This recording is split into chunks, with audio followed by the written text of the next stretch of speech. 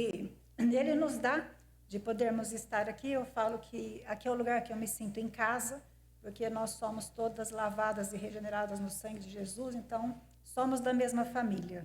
Então eu agradeço por Ele nos dar esse privilégio.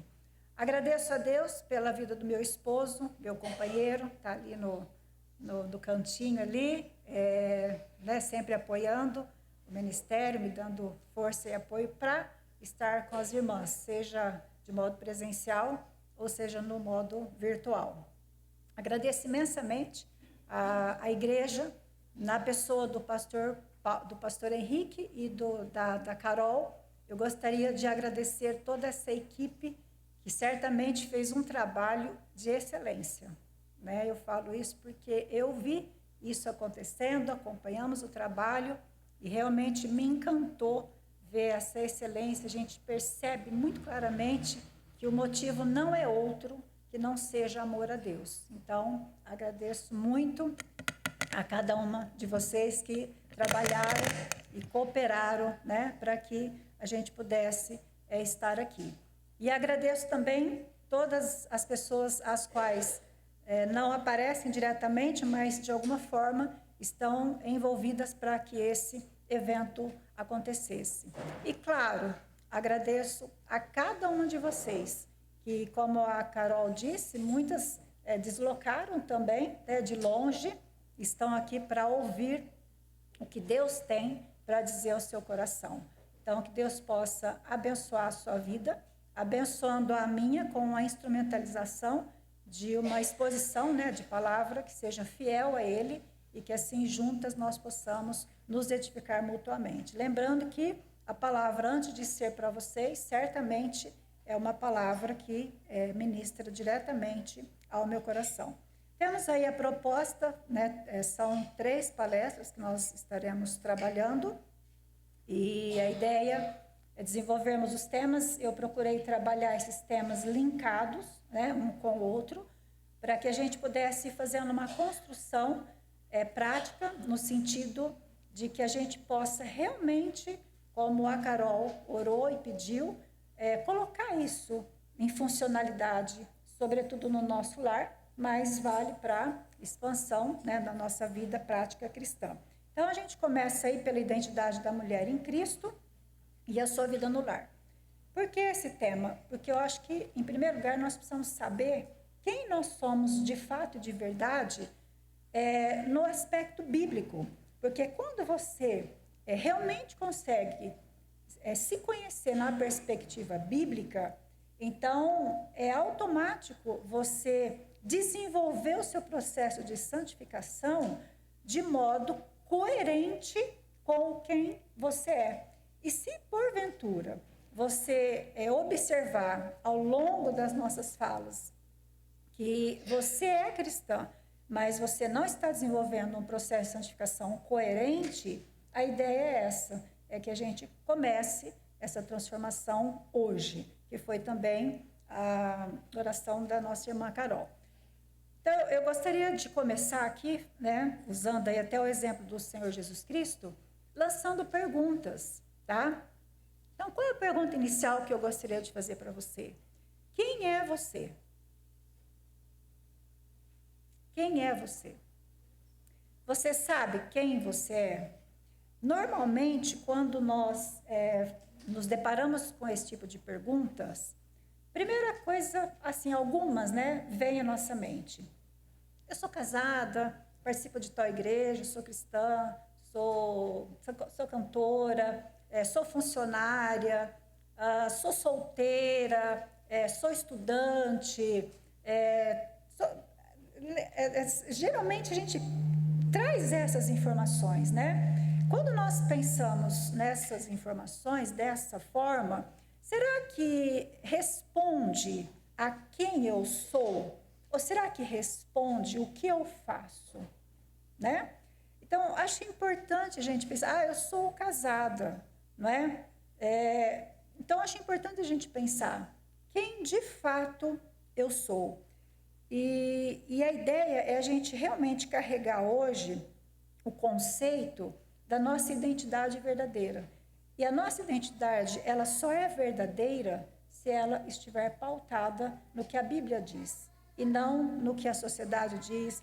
Não é sobre o que eu penso, não é sobre o que as pessoas pensam ao meu respeito. Então, lembrando que se eu sou cristã, então eu preciso realmente trazer essa verdade do ponto de vista bíblico. Quem sou eu? E a palavra de Deus, ela é muito clara a respeito disso. São vários textos que reportam quem você é. Você é lavada no sangue de Jesus, você é regenerada, você é aceita, você é amada, você é justificada, você é sacerdócio real, você é nação santa, você é propriedade exclusiva do Senhor, você é salvo em Cristo Jesus. São inúmeros textos, né? Romanos, Efésios, vai colocar para você quem de fato você é. O Senhor Jesus Cristo, ele traz essa verdade para nós no livro de João, capítulo 17, dos versículos 14 ao 16. Quando ele fala, ele faz aí essa afirmação de que nós estamos vivendo aqui no mundo, mas nós não somos desse mundo. Eu acho muito importante nós entendermos isso para a nossa prática cristã diária. Então, o Senhor Jesus Cristo, ele vai dizer, dei-lhes a tua palavra, o mundo os odiou, porque não são do mundo, assim como eu não sou do mundo. Não peço que os tire do mundo, mas que os guarde do mal. Eles não são do mundo, como eu também não sou.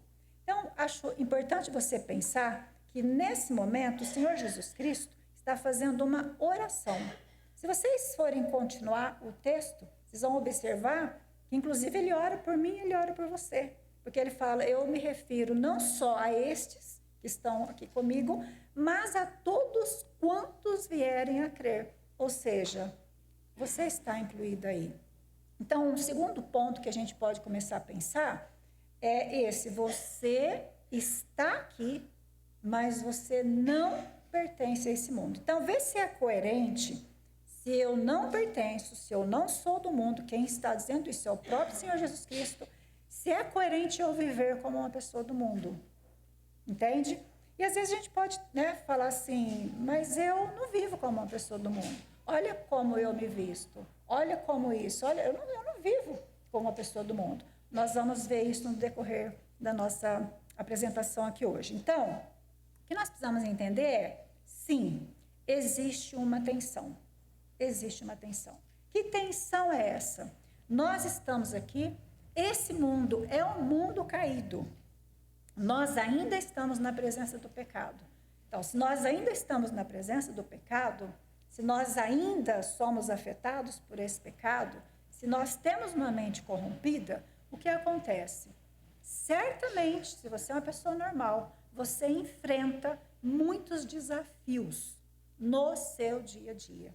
Provavelmente você enfrenta desafio no seu casamento, provavelmente você enfrenta desafio na sua criação de filhos, provavelmente você tem problemas na sua família, problemas com a sua família. Se você for uma pessoa normal, você tem muitas tentações, tentadas a muitos pecados de diversas formas, automaticamente você vai ter muitas lutas emocionais, lutas espirituais. Mas olha aí essa tensão. Ao mesmo tempo que tudo isso acontece, não são essas circunstâncias, vamos dizer aqui, da natureza caída, do pecado, que vai moldar a sua identidade. Isso não pode, isso não deve moldar quem você é. Isso não te define. Todos esses problemas, todas as falácias que a gente ouve. Então, quem é que te define? Quem é que te dá identidade? É o Senhor Jesus Cristo. Então, o que ele diz é a verdade. Eu quero que você já comece a pensar. Que voz você tem ouvido? O que as pessoas têm dito para você? Como isso afeta o seu emocional e o seu espiritual? Comece a pensar sobre isso. Se o que você está ouvindo é o que a palavra de Deus está dizendo, ou se o que você está ouvindo não vem da palavra do Senhor. Então, o que a gente precisa entender? Nós enfrentamos e nós lidamos, sim, com pressões, com injustiças, com dor. Não, isso é inevitável na nossa vida. Porém, o que eu preciso lembrar? Nós somos diferentes das pessoas do mundo. Nós, embora tenhamos a natureza caída, nós fomos resgatadas, nós somos transformadas para a glória do Senhor. Então, qual é a grande questão? Como é que você, como é que eu podemos viver uma vida comum no lar, uma vida comum no trabalho, uma vida comum na rua, uma vida comum na igreja, como uma pessoa que pertence ao Senhor Jesus Cristo? E como é que a gente passa por esse processo diário de transformação? E aí, então, a gente tem condição e pensa em transformar. Como é que isso é possível? E a gente poderia até perguntar, isso é possível? Né? Porque é fácil falar, mas eu tenho uma vida real, a gente tem uma vida real. Então, como é que eu vou reagir no meu lar? Como é que eu vou reagir na rua? Como é que serão as minhas reações quando, por exemplo, o meu lar se torna um campo de batalha? Como é que eu vou reagir quando o meu coração ele é pressionado pelas tentações, como diz o apóstolo Paulo, que tenazmente me assedia? As meninas solteiras, talvez as viúvas, talvez as divorciadas, lidam com solidão, eu imagino. Deus queira que não, mas isso é possível. Quando eu lido com pessoas ingratas, com pessoas que estão constantemente sendo ou fazendo indiferença em relação à minha vida, pessoas que me pressionam, como é que eu lido com isso? É exatamente essa proposta. É isso que a gente se propõe a conversar um pouquinho hoje. Então, a nossa verdadeira identidade, ela não baseia no que eu tenho, ela não baseia em marcas, ela não baseia no que eu sinto, ela não baseia no que as pessoas dizem. A minha verdadeira identidade, ela está em Cristo. E eu preciso trazer isso para a minha realidade. Isso precisa ser funcional dentro do meu coração. E qual é o detalhe importante? Eu tendo uma identidade em Cristo, a minha vida tem um propósito. Eu tenho um chamado e eu preciso estar ligada nesse chamado. Então, qual é o propósito? Qual é o sentido da minha vida? O que me faz levantar de manhã? O que me faz passar o dia todo? O que me faz... Tipo assim, para que eu vivo? Então, eu creio que todos nós aqui já sabemos. Deus me chamou para refletir a glória dele. Presta atenção nisso, por favor. Deus me chamou para refletir a glória dele. Quando nós refletimos a glória dele e nos empenhamos nessa busca, significa que sim, eu estou aberta a ser transformada dia após dia à imagem de com quem eu tenho identidade, que é o Senhor Jesus Cristo. Pensando dessa forma já coerente, sim, não resta dúvida, eu serei um instrumento de transformação por causa da minha influência no meu lar. Isso não significa perfeição, mas isso significa busca por transformação, né, totalmente dependente aí da graça de Deus. Eu gostaria então que nós olhássemos para um texto bíblico onde nós pudéssemos nos espelhar, fazer inclusive algum tipo de comparação para ver se isso é possível ou não. Vamos abrir aí a nossa Bíblia, eu creio que a equipe lá, né, que é sensacional, vai colocar aí o texto bíblico, que é Êxodo, capítulo 34, dos versículos 29 até o 35.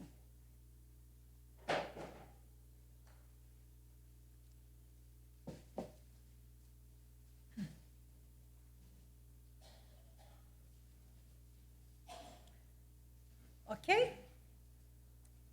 Então, o texto diz: quando Moisés desceu do monte Sinai, tendo nas mãos as duas tábuas do testemunho, sim, quando ele desceu do monte, Moisés não sabia que a pele do seu rosto resplandecia.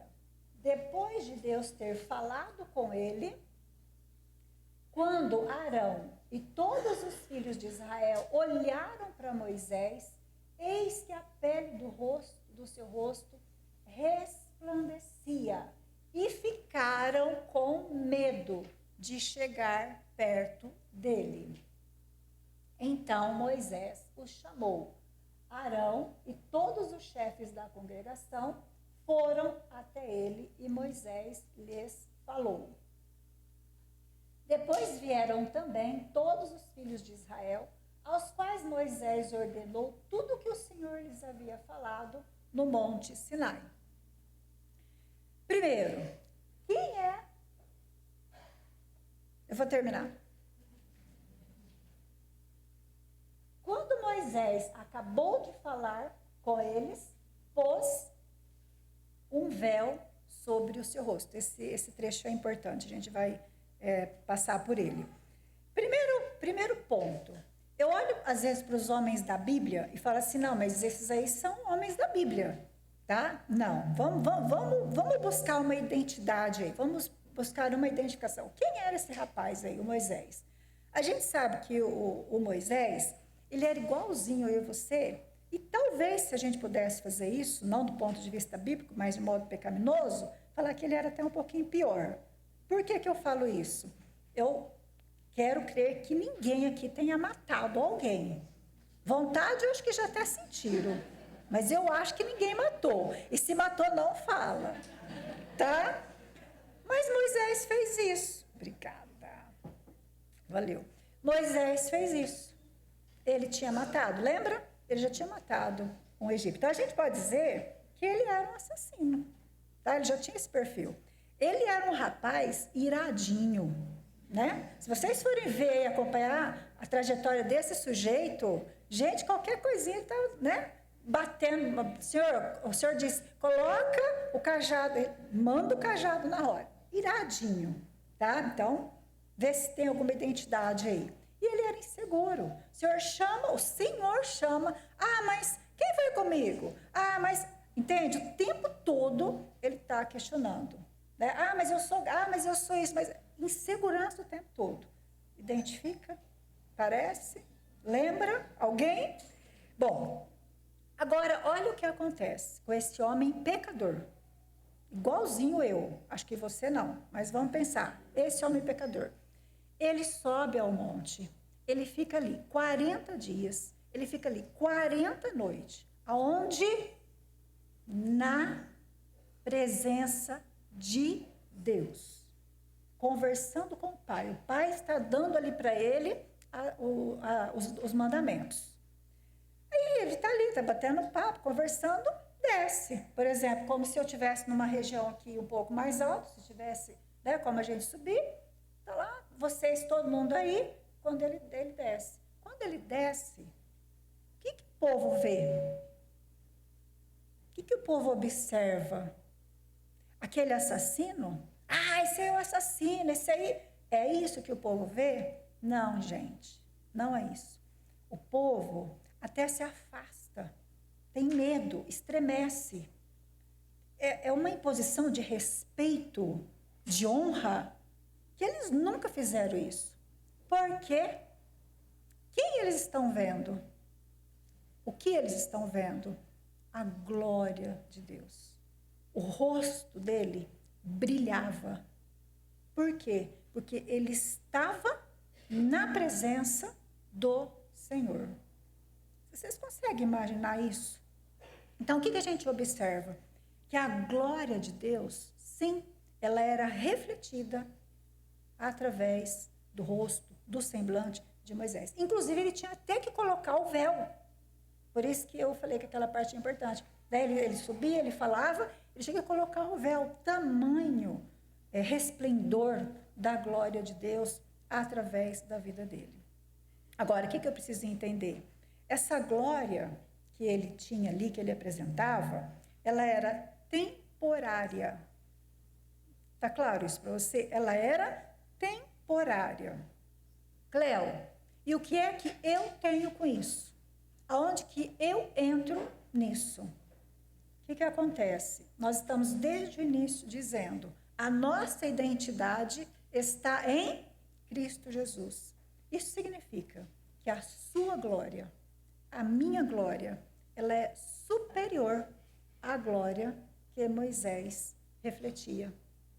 Por que ela é superior? Porque ela é eterna. Ela não, pelo menos não deveria aparecer e desaparecer. Fica claro isso para você? A glória que deve sair de você, ela é superior à glória de Moisés, porque ela não é temporária. Qual é a lógica disso? Qual é o fundamento disso? Como é que a gente entende isso? Porque o Espírito Santo habita dentro do seu coração. E ele é essa glória. Ele tem essa glória. Então, ele habita dentro de você. E esse Espírito Santo é o que transforma-nos de glória em glória, até ser dia perfeito. Nós vamos ler já já, lá em 2 Coríntios 3,18. Então, é esse Espírito Santo que vai nos transformar. Então, essa nossa identidade, esse processo de transformação é muito superior ao de Moisés. Por quê? Porque ele é permanente. Cleo, vamos aplicar um pouco isso na vida real? Aí você é casada, você tem aí um marido, né, que é um marido frio, espiritualmente, aquele marido que não lidera. Às vezes você tem que lidar com grosserias, suportar grosserias, né? Às vezes você, por conta de N fatores, está dentro de uma sobrecarga de tarefas, não está suportando mais carregar isso aí. As mulheres, as meninas que são solteiras, as meninas que são viúvas, né? Ou até mesmo as divorciadas, que dor que está acontecendo aí? O que está tendo nesse coração? Pode ser que todas, casadas, solteiras, viúvas, divorciadas, todas estejam enfrentando, inclusive, problemas sérios com a ansiedade, tá? Às vezes tem algumas que acham que não são ansiosas, né? Mas se a gente for fazer um teste, a gente vai ver se é ou não. Pressão social, quanta pressão em cima das mulheres. Se não casou, é porque tem que casar. Se casou, não tem filho, é porque tem que ter filho. Se o marido... Enfim, isso é muita pressão. Então, como é que a gente aplica esse refletir a glória do Senhor em tempo real na nossa vida real?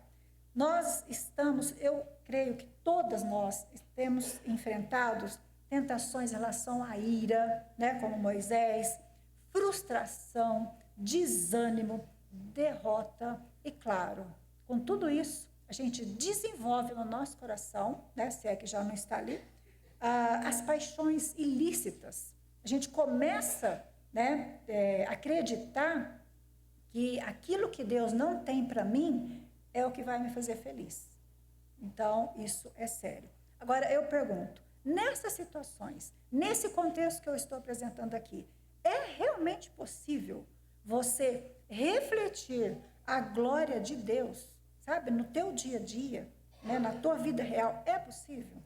Queridas, é possível, porque a Bíblia diz que é, porque o Senhor Deus nos chamou para isso. Então, é possível por quê? Porque a nossa identidade não é definida, não é determinada por pessoas, por circunstâncias, muito menos por mim, mas ela é definida por Cristo. E se o Espírito Santo habita no meu coração, eu não tenho como dizer, não é possível. Basta eu realmente crer nisso e dispor o meu coração. Mas eu gostaria de que nós fizéssemos uma avaliação do coração, tá? Antes de irmos para a nossa prática cristã, até para você poder se identificar um pouquinho e fazer aí uma análise, tá bom? Uma mulher que não tem identidade com Cristo, ou que ela não entendeu ainda a sua identidade, às vezes ela até é cristã, mas ela não entendeu ainda, ou ela está morta no delito e no pecado, ela vai ter algumas condutas, ela vai ter alguns procedimentos. Por exemplo, ela acha que ela só vai ter valor se ela corresponder a um padrão social. Sabe aquela coisa de as pessoas cobram algo de você? e você começa a se sentir mal, porque tem alguém fazendo alguma cobrança e que te sobrecarrega, e aí o que você começa a acreditar? Que você só vai ser aceita, você só vai ter valor, enfim, se você corresponder a isso. Então, uma mulher sem Cristo, ela vive assim, tá? O que ela busca na vida dela? Ela busca sempre conquistar alguma coisa. Ela está sempre correndo atrás de algo. Por exemplo, o caso da solteira. Se ela é solteira, ela vive buscando um namorado, ela quer um casamento, ou ela quer uma profissão, ela quer se realizar profissionalmente, até porque ela não quer ficar dependente, né, de homem, tem bastante essas questões.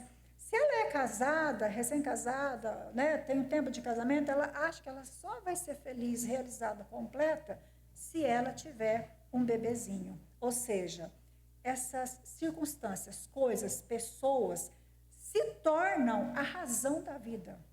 Tanto é que alguns pais perdem os seus filhos, eles ou caem em depressão profunda ou se suicidam, ou tentam suicídio. Perde o emprego, vai pelo mesmo caminho. O que isso representa? Que o sentido da minha vida, que eu coloquei lá no início, que eu fiz a pergunta para você, é o sentido dessas pessoas que não são cristãs. Ou se são, ainda não entenderam o sentido real da vida. E isso é muito sério. Onde que está a segurança dessas pessoas? Não tem segurança.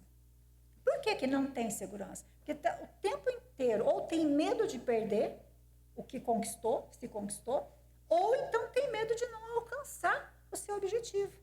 Não tem medo de não ser o melhor, tem medo de não tirar nota, tem medo, entende? O medo passa a tomar conta desse coração. Então, não há segurança. Qual é o propósito de vida dessa pessoa que não tem identidade em Cristo? Então, a busca, o que ela acha que dá sentido, são as coisas que ela há de conseguir, são as coisas que ela há de conquistar. Porque, por incrível que pareça, cada conquista, ela entende que aquilo não satisfez, que aquilo não satisfaz. Sabe, é mais ou menos o celular. Você tem cada versão, cada modelo, você quer sempre o último, porque você nunca está satisfeito. Assim funciona muitas vezes o nosso coração. Busca satisfação o tempo inteiro em coisas fora da vontade de Deus. Então, é uma vida que nem sabe se deveria ter propósito. Esse é um coração de uma pessoa que não tem identidade em Cristo. Como é que vive uma pessoa dessa no lar, né? Bom, ela acha que o marido dela é o que vai ser a sua realização. Então, a hora que eu tiver um marido, um líder espiritual, a hora que o meu marido começar a tomar as decisões, quando eu não precisar mais falar para ele arrumar a torneira, quando eu não mais falar para ele precisar isso, aquilo, aí eu vou ser uma pessoa feliz. Aí eu vou ser uma pessoa realizada. Não acontece com vocês, né?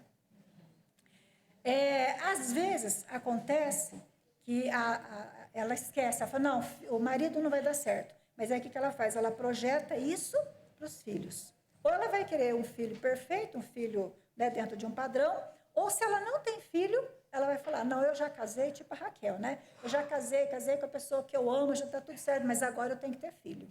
Enquanto eu não tiver filho, eu não vou ser uma pessoa realizada, uma pessoa feliz. E assim o ciclo anda. Ou seja, busca de razão de viver fora de propósito, fora da vontade de Deus. Então, é comum uma pessoa falar assim, se eu não engravidar, eu vou ser a pessoa menor do que todas as outras. Se eu não engravidar, eu me sinto inferior em relação às outras mulheres. Percebe? Isso é um coração não regenerado. E a solteira, ela só vai ser feliz e completa quando ela tiver o casamento, né? Ai, se soubesse, né? A viúva, tem aquelas viúvas que perdem os seus maridos, e aí, então, ela vivia bem e ok. Aí ela projeta que agora ela perdeu o sentido da vida dela, porque o marido foi e agora ela não tem mais sentido. Outras agradecem porque o marido foi, obviamente, né? Mas faz parte aí do contexto. Então, queridas, prestar atenção com quem você está se identificando. Se você está se identificando muito aqui de um coração sem Cristo. Eu vou pedir agora, eu estou sem esse quadro. Isso. Aqui agora a gente tem um quadro, vou ficar meio de ladinho aqui, porque eu quero que a gente trabalhe um pouco mais a ideia desses valores, né? Da mulher que não tem identidade em Cristo e a mulher que tem a identidade em Cristo. Até para você poder fazer aí o seu comparativo. Acho que vai ficar mais fácil eu acompanhar por aqui. Então, vamos lá. Uma mulher sem identidade em Cristo. O valor próprio dela está baseado em quê? Como que ela se sente valorizada? Ela se sente valorizada quando ela trabalha a performance externa. O cabelo, a sobrancelha, a pele, se ela é gorda, se ela é magra. Então, é aí que ela vai se basear. O status quo dela, isso é o que ela sente que ela é valorizada, tá? Se ela tem posses, qual bolsa ela está usando, qual sapato ela usa, qual a marca de óculos que ela usa. Então, se ela tem aquilo que a sociedade está pressionando, aí ela se sente valorizada. Ela ama ser aprovada pelos outros, ela ama receber elogios. Gente, não é errado, tá? Tá tudo bem. O que nós estamos falando é de dar sentido à vida. É disso que nós estamos falando, tá bom? Agora, uma mulher que tem identidade em Cristo, o que ela está entendendo?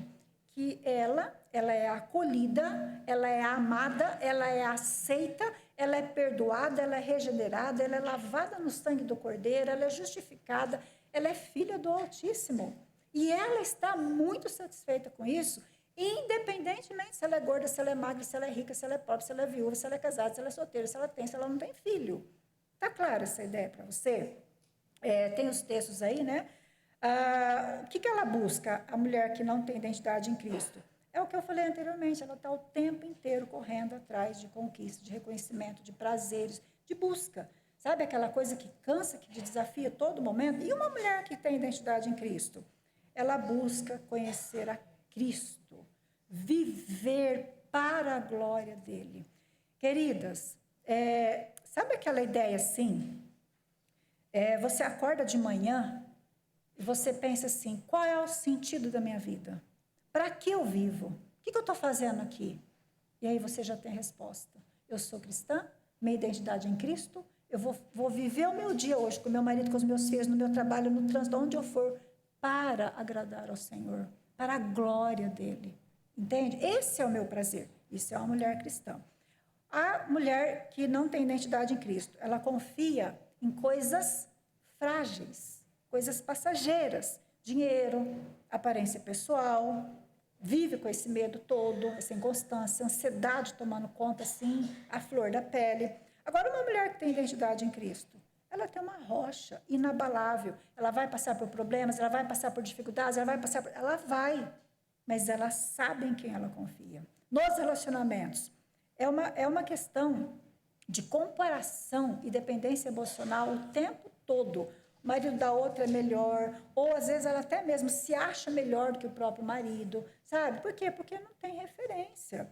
Agora, uma mulher com a identidade em Cristo, ela tem uma conduta, um legado, uma marca, onde os seus relacionamentos são literalmente fincados por amor a Deus, por desejar Deus forte, veementemente no seu coração. E o que ela faz? Ela serve. Qual é a preocupação dela? Edificação. Então, ela não fica falando bobeira, ela não fica falando palavras torpes dentro da sua casa para os seus filhos ouvir. Por quê? Porque ela tem preocupação o tempo todo com a edificação do seu lar. Qual é o propósito de vida de uma mulher que não tem Cristo? Ela vive para o momento presente. Ou eu estou vivendo agora, o que eu viver agora, amanhã não importa, né? Por quê? Porque ela está sempre tentando encontrar algo novo que vai satisfazer. Sabe aquela coisa do buraco, que você parece que nunca está satisfeita? Essa é uma mulher, né, conforme a identidade aqui não tem Cristo. Agora, se você tem a sua identidade com Cristo, você tem propósito eterno.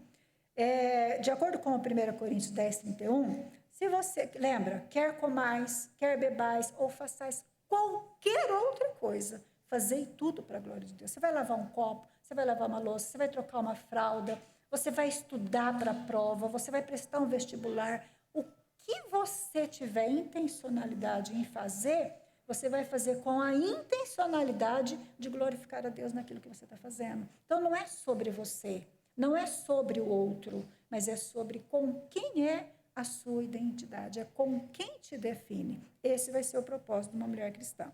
Em relação à própria identidade, então, ela se sente definida, então, aquela questão, né, de se sentir empoderada, de se sentir poderosa, de acordo com o que ela faz. Entende? De acordo com o talento que ela tem, de acordo com as vestes que ela usa, de acordo com a reputação que ela construiu. Entende? Isso é uma mulher sem Cristo. Agora, uma mulher que tem Cristo no coração, então o que acontece? Essa identidade dela está sempre clara e sempre linkada, não com o que eu faço, não com o que os outros veem, mas o que foi que Cristo fez por mim. Cristo deu a vida dele, ele derramou sangue, ele sofreu, ele foi humilhado, ele se esvaziou da glória dele para vir aqui me dar essa identidade, para me colocar na presença do Pai de modo eterno. Então, ela tem isso claro para ela, tá? Porque ela sabe, né, que ela é herdeira do trono, né, da graça. Como é que a gente reage nas crises? Então, esse é um bom termômetro para você. Uma mulher que não tem identidade em Cristo, qualquer circunstância adversa, sabe aquelas dos imprevistos? Hoje eu cheguei aqui e aí tinha algumas meninas dizendo, olha, aconteceu imprevisto, tá. Gente, a nossa vida, ela é de imprevistos. Mas como é que você reage nos imprevistos? Então, as nossas reações, elas, conforme a identidade cristã, ela não vai desmoronar facilmente. Quando a mulher não tem Cristo, o chão vem abaixo, sabe? É gritaria, é desespero, é murmuração, é uma loucura. Quem não já, né? Ou quem talvez ainda, né, esteja nesse processo. Mas precisamos prestar atenção. Por quê? Porque a nossa família está observando. Nós temos uma audiência, tá? E essa audiência precisa ver a glória de Deus em nós. Agora, se você é cristã, você vai permanecer firme, independente da situação. Por quê? Porque você sabe com quem é a tua identidade. Você sabe quem te resgatou. Você sabe o preço que foi. Então, você valoriza isso. Tá bom? Está lá em 2 Timóteo, capítulo 1, versículo 12. A satisfação de uma mulher sem Cristo. Gente, ela nunca está satisfeita. Nunca. Nunca. É aquela fala, eu não sei se vocês já ouviram, eu tanto já ouvi muito, quanto já senti isso, com toda a profundidade que vocês puderem imaginar. Vazio. Eu sinto um vazio dentro de mim. É uma coisa esquisita. E aí o que acontece? Eu vou buscar isso em coisas. Eu vou buscar isso em pessoas. Eu vou buscar isso em carreira. Eu vou buscar isso em algum lugar. Por quê? Porque tem vazio. Só que aí eu consigo, mas aí volta o vazio. Nada preenche o coração de uma pessoa que não tem Cristo. Agora, eu sou cristã. Se eu sou cristã, aonde está de fato a minha satisfação? Não está no que eu tenho, no que eu deixo de ter, no que a outra tem, no que o outro... Não está. A minha satisfação plena está na pessoa de quem verdadeiramente me amou, de quem verdadeiramente não me abandonou, de quem verdadeiramente não me rejeitou. Eu era inimiga dele e ele me buscou e me trouxe para me relacionar com ele. Como eu posso trocar isso por coisas ou outras pessoas que jamais fariam o que ele fez por mim? Então, isso me dá essa garantia, essa certeza. Então, a satisfação de uma mulher que tem Cristo, ela vai lembrar dele em todos os momentos, em todas as áreas da sua vida. Ficou claro aí para você? Deu para fazer aí talvez até uma avaliação? Eu acho que é legal a gente fazer essa avaliação, até porque mesmo como cristãs, a gente pode ainda estar num processo de santificação que ainda esteja comprometido, tá? Então, como que a gente aplica isso de modo prático, né? O Moisés, ele não sabia que a pele do rosto dele estava resplandecendo, entende? Então, depois que ele falou com Deus, ele voltou, ele não tinha essa noção. Agora, você tem que pensar da seguinte forma: esse brilho, com todas essas adversidades que a gente vive no dia a dia, porque se a gente fala de Moisés, eu não sei se vocês acompanharam o que aquele povo fazia com Moisés, hein, gente? Aquele povo judiava do Moisés, tá? Ele tem os defeitos dele, mas aquele povo, misericórdia, né? Então, não é um povo diferente do que a gente tem hoje, né? Da nossa audiência. Então, não era com esforço próprio, sabe? Não era por obras da carne que a glória de Deus resplandecia sobre ele. Quem é que fazia isso acontecer? O Senhor, o Espírito Santo. Então, esse é o verdadeiro brilho. Por isso que ele precisa acontecer mesmo diante das adversidades. Então, o seu brilho não vem da sua maquiagem. O seu brilho não vem das suas roupas. O seu brilho não vem dos elogios que você recebe. Mas o seu brilho vai vir, vou fazer aqui, me entendam, tá? Dos 40 dias e das 40 noites que você passar lendo a palavra, orando, de repente até jejuando, ou seja, você desenvolvendo uma vida de relacionamento íntimo com Deus. Aí vem. Agora, esse relacionamento, ele precisa ser em termos práticos. O que você lê na palavra, você precisa aprender a praticar. É necessário praticar. Não é só ler. Eu tenho que ler, eu tenho que colocar na mente. Isso é verdade, tem que ser assim. Mas se você não obedecer ao que o Senhor está falando, isso não vai mudar. Então, quando a gente está pensando numa relação dessa, você vai desenvolver, sim, a paciência, que a gente vai falar depois, para você falar com o seu marido, para você falar com o seu filho. Você vai desenvolver mansidão para você corrigir quando é necessário. Você vai ter ternura para falar. Por quê? Porque você quer realmente resplandecer e você quer que a tua audiência veja Cristo em você e não as obras da sua carne, tá? Então, isso é bastante sério. Então, queridas, essa questão, né, do brilho ser notado, nós precisamos entender que como mãe, como esposa, as pessoas que estão ao nosso redor, elas estão percebendo. O que está saindo de mim? Às vezes eu não. Às vezes eu não estou percebendo que eu estou gritando, às vezes eu não estou percebendo que eu estou sendo grossa, às vezes eu estou percebendo um monte de coisa errada que eu estou fazendo. Da mesma forma, eu não estou percebendo que eu estou sendo mansa, eu também não estou percebendo que eu estou tendo paciência, eu também não estou percebendo que eu estou acolhendo com amor. Por exemplo, eu assim, me senti muito amada, eu me senti muito acolhida em todo o tempo, desde o convite que eu recebi para vir aqui. Eu duvido, olha a minha ousadia, que a maioria aqui, se eu não estivesse falando, saberia. Se eu não falasse. Então, você faz coisas que você não tem noção quando você está percebendo. Vou pegar um exemplo aqui. As artes, né? Quando eu comecei a observar, que foi o primeiro contato em relação às artes que foram feitas para o evento. Gente, em cada detalhe, eu vi o amor de Deus. Mas a pessoa que fez é uma arte, é uma técnica, embora ela faça isso com amor. Eu preciso que você entenda isso. Entende? Você é uma pessoa exposta para a sua família. Então, o que eles estão vendo em você? Pensar sobre isso. Então, esse brilho que sai de você precisa ser o brilho coerente com quem você é, né? Filho do Altíssimo. Agora, quando você manifesta esse brilho, presta atenção numa coisa. Lembra do povo, quando viu Moisés descendo do monte, o que aconteceu? Lembra? A palavra usa medo, mas não é no medo pejorativo, né? No medo, assim, gente, de reverência, de respeito, do tipo, gente, quem ele era? Ninguém lembrou quem ele era. Olhou e viu ali a glória do Senhor. Você está impondo esse respeito diante da sua audiência?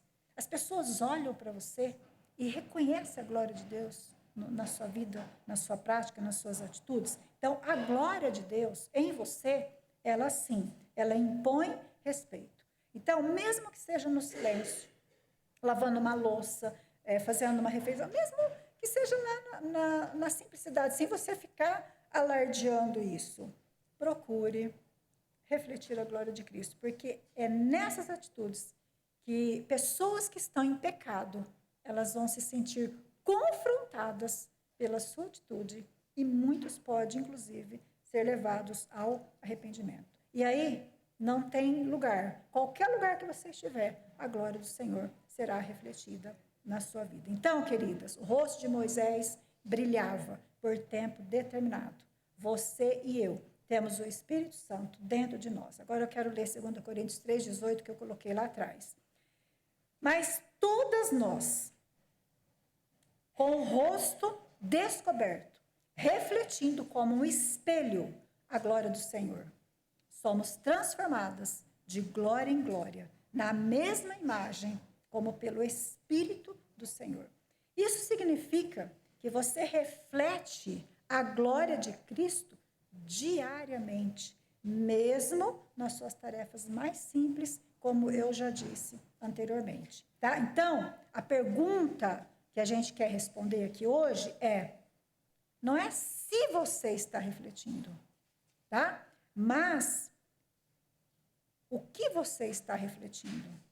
Entende? Porque você reflete algo. Então a pergunta não é se você está refletindo, mas o que é que você está refletindo? Amargura? Você está refletindo desânimo? Você está refletindo murmuração? Cansaço? Intolerância? Ou você está deixando as pessoas verem em você um coração cristão, com uma identidade formada e fundamentada em Cristo, onde elas olham para você sofrendo, sendo injustiçada, passando pelo que você está passando, e elas falam, puxa vida, olha a esperança que essa mulher manifesta, mesmo diante de tudo que ela está passando. Eu quero esse Deus. Né? Fé. Você está olhando para a eternidade, para onde você vai, entendendo o que Jesus disse, eu não sou desse mundo, eu estou aqui de passagem.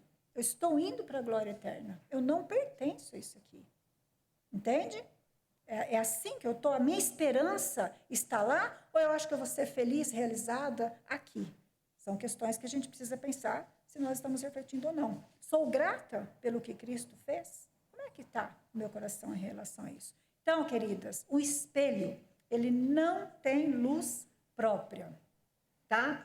Então, não queira fazer essas coisas, essas práticas, achando que a força é sua. Não. Qualquer coisa que venha de nós não presta, tá? É obra morta, é trapo de imundícia. Então, o que nós precisamos é entender que a graça de Deus nos basta.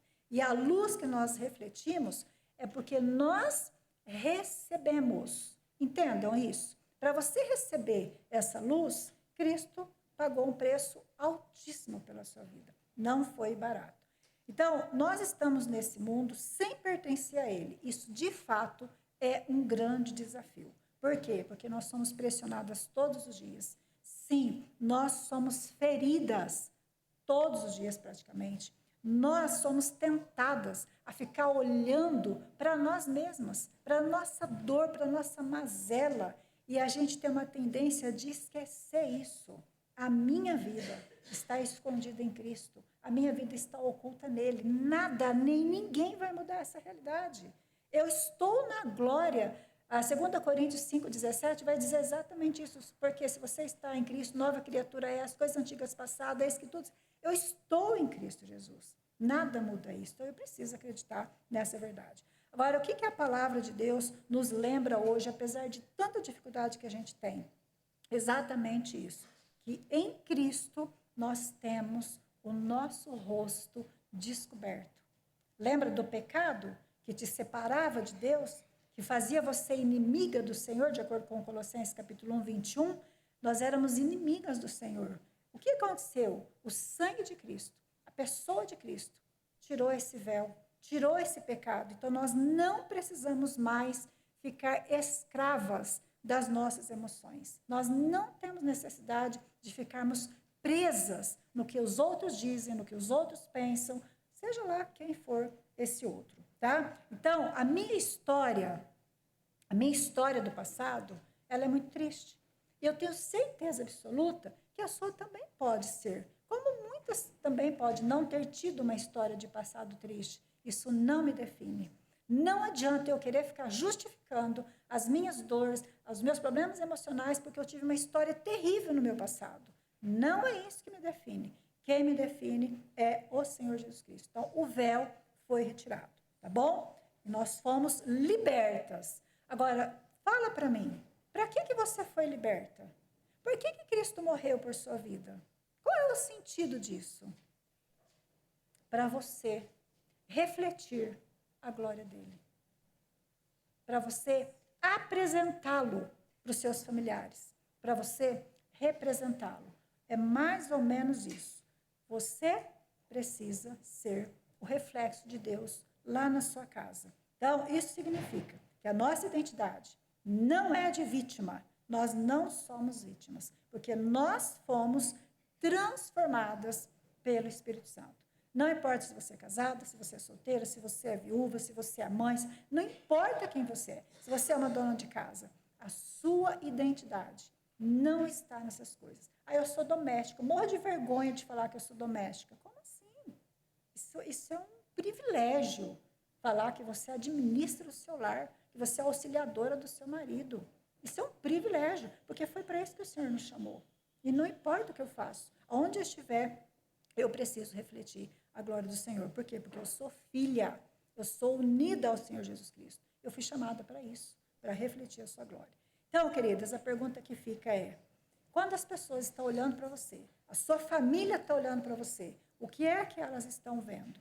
O que é que elas estão enxergando no seu coração, das suas atitudes, das suas palavras, nos seus relacionamentos? Amargura, reclamação, desespero, ou elas estão vendo a glória de Cristo refletida na sua vida, em cada gesto seu, em cada atitude?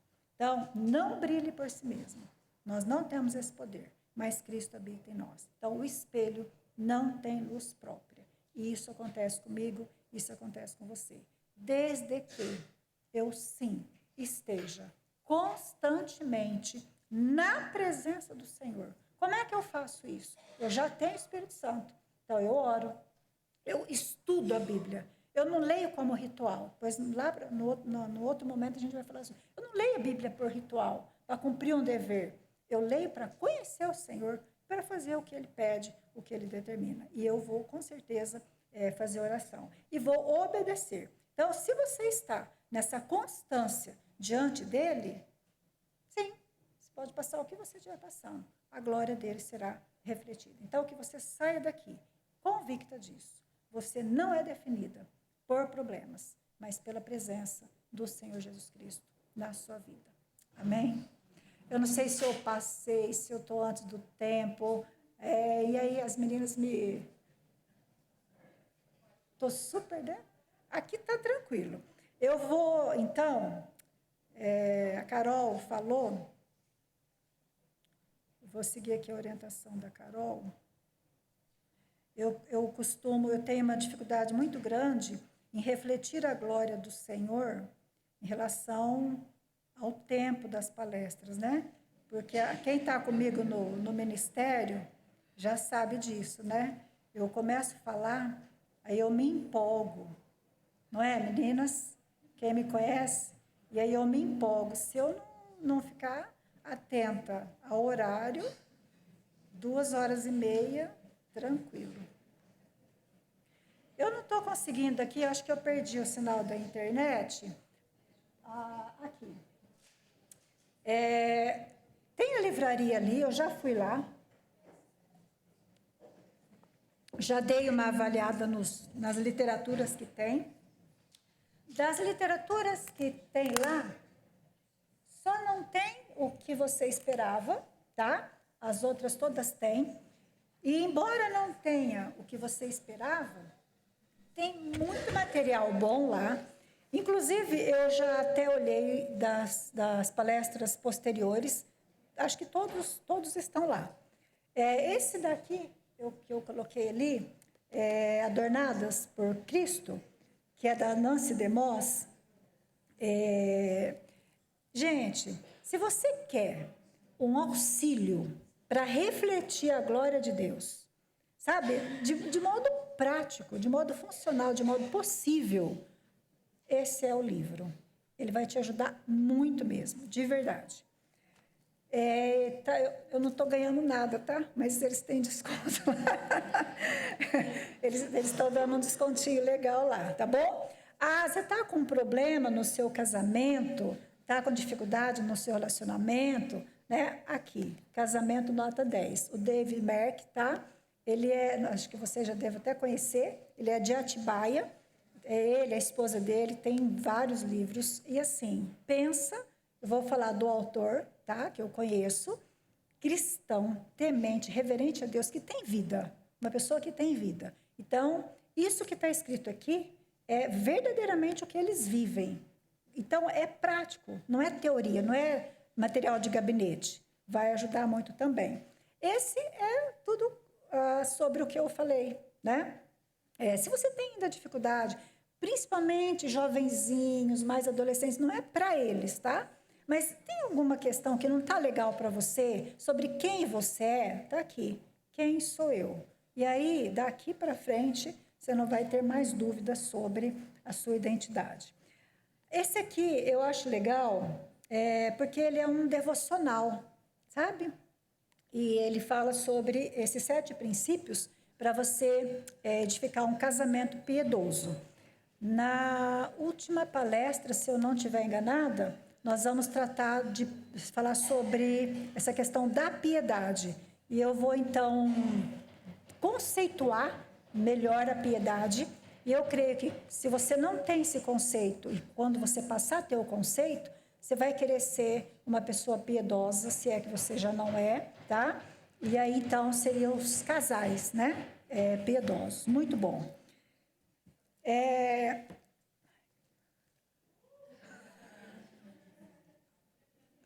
Mais alguém? Mais alguém? Bom! Bom, né? Achei que eu estava sozinha aqui. Gente, esse livro, ele costuma dar 2 respostas, tá? Uma resposta, vou dar a resposta ruim primeiro. Quando você começar a ler, você vai odiar quem indicou, no caso eu, você vai odiar a Marta, que escreveu esse livro, você vai odiar o mundo inteiro e você vai querer jogar esse livro na lata do lixo. Mas não é porque ele é ruim, tá? Não é. É porque ele vai falar para você. Você pensa que você é submissa? Você pensa que você respeita teu marido? E são os depoimentos. Eu tenho quanto tempo ainda? Porque eu me empolgo. Pronto. Me avisa, vai falando. Eu tenho alguns exemplos. Quando nós começamos o curso, Esposas Excelentes, no presencial. Aí a nossa ideia era trabalhar primeiro com as esposas dos líderes, né? E aí foram algumas esposas de líderes. Aí uma delas, a gente faz algumas perguntas, eu acho que quem já participou aí sabe, né? A gente faz esses diagnósticos e tal. E uma das perguntas era, por que você veio fazer o curso, né? Aí ela respondeu assim, isso é testemunho público, tá? Ela respondeu assim, então, eu não precisava fazer isso aqui, porque eu não vejo assim, não encontro problema. Meu marido me elogia muito, mas eu vou fazer porque eu quero ajudar minha filha. Minha filha, na época, a filha dela ainda não ia casar. Eu quero ajudar minha filha, quero ajudar não sei mais quem. E nós só escutamos, porque eu já tinha lido 5 vezes, né? Então tá. Aí fomos. Aí no final do curso vem a avaliação, né? Agora fala se você aprendeu, se você vai poder usar nisso para sua vida, se isso mudou, se isso não muda. Gente, era outra mulher.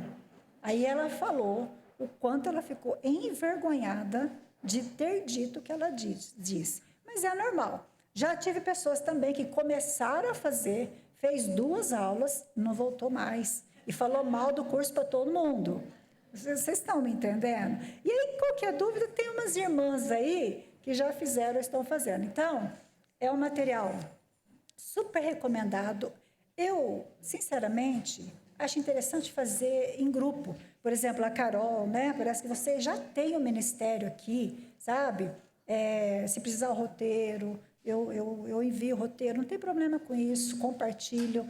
Vale muito a pena, gente. Isso aqui é um antes e um depois da sua vida conjugal, de verdade, tá? Conceitos sobre submissão. Você vai entender biblicamente, você vai ver que não é a história do capacho. Bom, esse livro eu, assim, super recomendo, né? Do Andras Kostenberg, Deus, Casamento e Família. Por que que eu recomendo? Ele tem uma abordagem, se existem outros autores, que pode existir, mas eu não conheço, que ele traz as defesas de acordo com pensa-se dessa forma. E ele traz as linhas teológicas para contra-argumentar a forma errada. E aí o que acontece? Ele não traz um posicionamento pessoal, mas ele dá para você as condições das teologias bíblicas saudáveis, sérias e comprometidas com a verdade, e você poder decidir. Por exemplo, eu não consigo engravidar. Já tentei de várias formas, do processo natural. Bom, então agora eu estou com meu esposo pensando numa fertilização in vitro. Faço, não faço? É pecado, não é? O que eu faço? Ele vai te responder. Ah, eu uso DIU. É pecado? Não é pecado? Ele vai te falar. Congelar embriões. Isso é certo? Isso é errado? Isso é bíblico? Ele vai explicar. Entende? Então, ele vai fazer uma abordagem aqui, eu, assim, super recomendo, maravilhoso, responde muito, ajuda muito. Ok?